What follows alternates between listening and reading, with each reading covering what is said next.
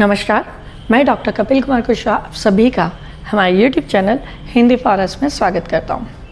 Previous class में हमने देखा था फेज डिफरेंस, और फेज डिफरेंस को हम रिप्रेजेंट कर सकते हैं एज अ वेक्टर क्वांटिटी में। तो उससे समझने के लिए सबसे पहले हमें दो टर्म समझनी होगी, one is lead and second one is lag. Bye there meaning, lead मतलब बढ़त बनाना, इंक्रीज होना, किसी भी एक रेफरेंस से आगे होना, और लैग मतलब पीछे होना। तो इन दो टर्म्स का मीनिंग, जैसे अभी हाल फिलहाल आप सभी ने इलेक्शन ज़रूर देखे होंगे। इलेक्शन रिज़ल्ट जब आते हैं तो उन रिज़ल्ट में, जैसे अभी हम बात करें अमेरिका, यूएस में जो इलेक्शन हुआ वहाँ पर दो पर्टिकुलर पार्टीज़ थी। वन, हम डायरेक्ट प्रेसिडेंट के जो नॉमिनीज़ थे उनकी बात करें, लाइक ट्रंप एंड बाइडेन। इन दोनों के केस में जब इनके रिज़ल्ट डिक्लेयर हो रहे थे तो इन रिज़ल्ट में क्या हो रहा था कि वहाँ पर आपको न्यूज़ में क्या शो किया जा रहा था, Biden is leading to Trump. Means Biden क्या कर रहे हैं, लीड कर रहे हैं किससे, ट्रंप से। कितने से, एक पर्टिकुलर अमाउंट से। इट मे बी 67, 68 और सम 50, इट मे बी। तो वहाँ पर क्या है, ये शो कर रहा है कि बाइडेन ट्रंप के कंपैरिजन में इतने से बढ़त बनाए हुए हैं। तो लीडिंग मीन्स कि बढ़त बनाना किसके, किसी एक क्वांटिटी के कंपैरिजन में। सेम एज अब हम बात करते हैं एक और एग्जांपल जो कहाँ का है, इंडिया का।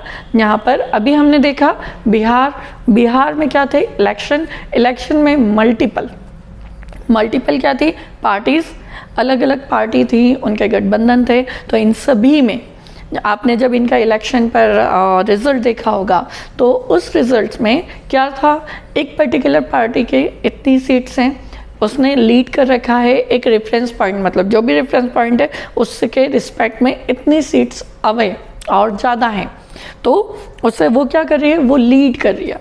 और उसके कंपैरिजन में बाकी के जितनी पार्टीज़ थी वो सब क्या कर रही है, लैग है। तो आई होप आप सभी को समझ आया होगा लीड और लैग कॉन्सेप्ट। सो अब हम बात करते हैं वेक्टर, मीन्स की फेज डिफरेंस को हम क्या कर सकते हैं, वेक्टर के थ्रू भी रिप्रेजेंट कर सकते हैं। और अल्टरनेटिंग साइनसोइडल करंट और वोल्टेज को हम ग्राफिकली काउंटर क्लॉकवाइज, ठीक है, काउंटर क्लॉकवाइज, दैट मीन्स कि घड़ी के विपरीत डायरेक्शन में हम रिप्रेजेंट कर सकते हैं।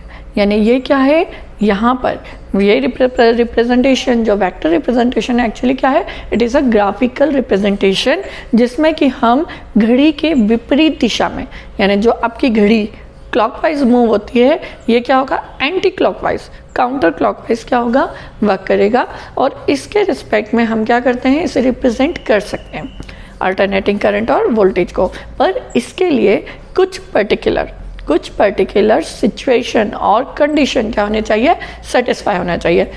इसकी जो फर्स्ट कंडीशन है वो है कि इसकी जो लेंथ है, यानी वेक्टर की जो लेंथ होगी वो क्या रिप्रेजेंट करेगी, that is represent the peak value. और इन सच केसेस और some cases it will be RMS value, मतलब जो आपकी वेक्टर की लेंथ है, ये जो लेंथ होगी एक स्पेसिफिक पॉइंट से, ये जो लेंथ है, ये लेंथ क्या रिप्रेजेंट कर रही है, दैट इज आरएमएस वैल्यू और peak value of that alternating current और वोल्टेज। क्लियर है। सेकेंड इज इसकी जो हॉरिजॉन्टल पोजीशन है, ये हॉरिजॉन्टल पोजीशन एक टाइम इंस्टेंट के अकॉर्डिंग या according to any time instant, ये क्या होगी, हॉरिजॉन्टल है। और इसमें ये क्या है, जीरो होने के बाद जैसे ही पॉजिटिव होगी, यानी हॉरिजॉन्टल पोजीशन शो करिए इसके पॉजिटिवनेस, यानी यहाँ पर ये मूव करेगी अपवर्ड एंटी क्लॉकवाइज, ठीक है। तो जैसे जैसे आपकी वैल्यू पॉजिटिव, आपकी वेव पॉजिटिव होगी, ये हॉरिजॉन्टल होती जाएगी। यानी अगर आप किसी पर्टिकुलर सिचुएशन में, अभी हम जैसे एग्जांपल आगे देखेंगे, वो सिचुएशन फुलफिल होगी, तो ये पर्टिकुलर हॉरिजॉन्टल होगी, मतलब आपका वेक्टर पोजीशन क्या होगा, हमेशा हॉरिजॉन्टल होगा। और यहाँ किसी भी टाइम इंस्टेंट पर ये हमेशा पॉजिटिवली मूव करेगी।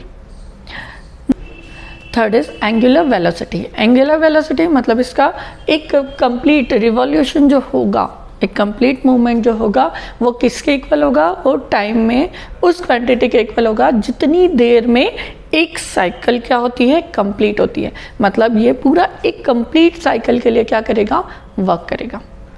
कोई भी ऐसी अल्टरनेटिंग करंट को आप वेक्टर के थ्रू रिप्रेजेंट कर सकते हो।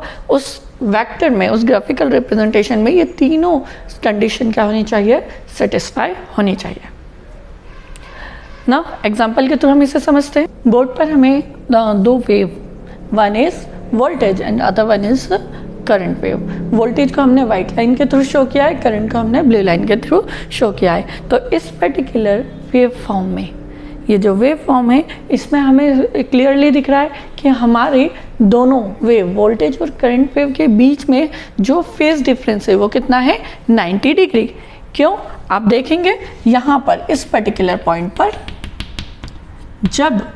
जब आपका वोल्टेज पीक पर है तब करंट की वेव क्या हो रही है, स्टार्ट हो रही है। मीन्स करंट का ये पॉइंट जीरो से स्टार्ट कब हो रहा है, जब इसकी वैल्यू मैक्सिमम है। और ये क्या है, एक साइन वेव है।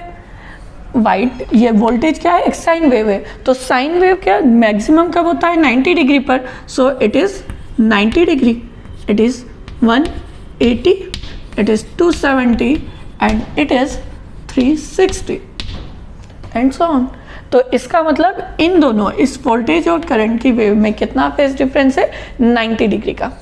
अभी हमने कॉन्सेप्ट देखा लीड करना, मतलब किसी एक क्वांटिटी के रिस्पेक्ट में दूसरी क्वांटिटी कितने से आगे है। तो यहाँ देखिए वोल्टेज जीरो से, हमने रेफरेंस पॉइंट क्या लिया, जीरो जैसे स्टार्ट हुआ हमारा वोल्टेज क्या होने लगी, वोल्टेज वेव स्टार्ट हो चुकी है।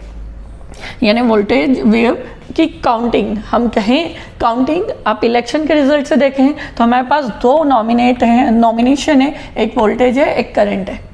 वोल्टेज जैसे ही काउंटिंग स्टार्ट हुई यहाँ से, तो क्या हुआ, स्टार्टिंग में दोनों जीरो है।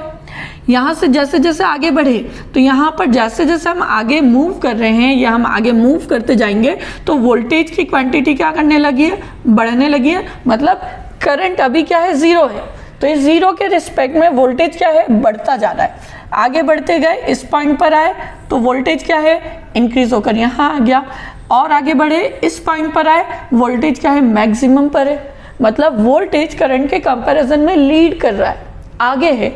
नाउ जैसे ही इस पॉइंट से आगे आए, अब करंट क्या होने लगा, बढ़ने लगा, पर उसी के रिस्पेक्ट में वोल्टेज क्या है, अब धीरे धीरे कम हो रहा है। पर इन दोनों के बीच में जो फेज डिफरेंस है वो कितना शो कर रहा है, 90 डिग्री। अगेन और आगे बढ़ेंगे, इस पॉइंट पर आएंगे तो अब आपका वोल्टेज क्या हो चुका है, डाउन हो चुका है, और करंट की वैल्यू क्या हो गई है, मैक्सिमम। पर अभी भी वोल्टेज की एक कंप्लीट साइकिल पास हो चुकी है और करंट की हाफ साइकिल का पीक आया है। दैट मीन्स कि वोल्टेज अभी भी क्या कर रहा है, आगे है। इसका मतलब कि हमारा वोल्टेज और करंट हमेशा क्या है, 90 डिग्री के फेज शिफ्ट पर है, और वोल्टेज आगे लीड कर रहा है। वोल्टेज लीड कर रहा है किससे, करंट से, और करंट क्या कर रहा है, करंट पीछे है किसके, वोल्टेज के। तो करंट लैग कर रहा है वोल्टेज से। तो इस क्वांटिटी को रिप्रेजेंट करने के लिए हमारी लीडिंग पोजीशन जो है उसे हम किससे, हॉरिजॉन्टल से रिप्रेजेंट कर रहे हैं। So that is our voltage, it is zero. Now current जो है वो क्या कर रहा है, लीड करेगा। हमें पता है ये किस साइड मूव करेगा, काउंटर क्लॉकवाइज, अपवर्ड। तो जब वोल्टेज क्या होगा, जीरो पर आएगा या पीक पे जाएगा। अभी ये क्या पॉजिटिवली शो कर रहा है, अब नेक्स्ट पॉजिटिव जो है वो ये आएगा। दैट मीन्स कि अब जैसे ही 90 पर आया, आपका करंट क्या होगा, पॉजिटिव इंक्रीज होगा। इसका मतलब यहाँ पर ये वेव क्या रिप्रेजेंट कर रही है, करंट को, आई। इन दोनों के बीच में फेज डिफरेंस कितना होगा, 90 डिग्री। अब जैसे जैसे इस वैल्यू, ये कोण, ये जो थीटा है, ये क्या कर रहा है, आपकी एंगुलर फ्रीक्वेंसी ओमेगा को रिप्रेजेंट कर रहा है। ये क्या है, ओमेगा एंगुलर। अब जैसे जैसे ये पॉजिटिव, स्टार्टिंग जीरो से शुरू किया, थर्ड कंडीशन जीरो से शुरू किया, देन अब जैसे जैसे ये मूव होकर नेक्स्ट मूवमेंट करेगा और 90 पे जाएगा, तो ये यहाँ से कंप्लीट 180, एक साइकिल कंप्लीट होगा, तो ये वाला पोर्शन जो है अपने पीक पर होगा, तो ये वापस कहाँ आ जाएगा, अपवर्ड, देन फिर इस वे में जैसे ही एक कंप्लीट साइकिल कंप्लीट होगी ये पूरा रोटेट होकर फिर से अपनी ओरिजिनल पोजीशन पर आ जाएगा। तो यहाँ पर इस डायग्राम के थ्रू क्या समझ आ रहा है कि सिंपली वोल्टेज क्या है, वोल्टेज लीड कर रहा है। सो वोल्टेज को हमने हॉरिजॉन्टल कंडीशन पे रखा, करंट क्या है, लैग कर रहा है, वो पीछा कर रहा है किसका, वोल्टेज का। तो करंट ये रहा। अब ये मूवमेंट जो है वो क्या हो रहा है, काउंटर क्लॉकवाइज, तो ये मूव इस साइड करेगा, मतलब जैसे जैसे वोल्टेज अपवर्ड होगा करंट क्या करेगा, उसके पीछे आएगा।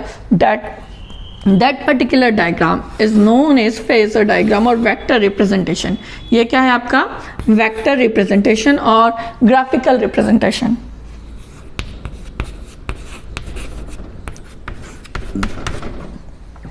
सो आई होप आप सभी को समझ आया होगा कि लीड क्या है, लैग क्या है, कैसे लीडिंग यानी कोई भी क्वांटिटी को हम ये रिप्रेजेंट करते हैं कि वो लीड कर रही है और लैग कर रही है। जनरली जब भी लीड की कंडीशन आएगी, मतलब आपका वेव फॉर्म लीड कर रहा है, लाइक यहाँ पर इस पर्टिकुलर केस में, लीडिंग के केस में आपका जो साइन होगा वो हमेशा क्या होगा, पॉजिटिव होगा, और लैग के केस में जो साइन होगा वो क्या होगा, नेगेटिव। यानी हम पॉजिटिव और नेगेटिव के थ्रू भी लीड और लैग की कंडीशन को समझ सकते हैं, देख सकते हैं। तो आज की क्लास में इतना ही। Thank you.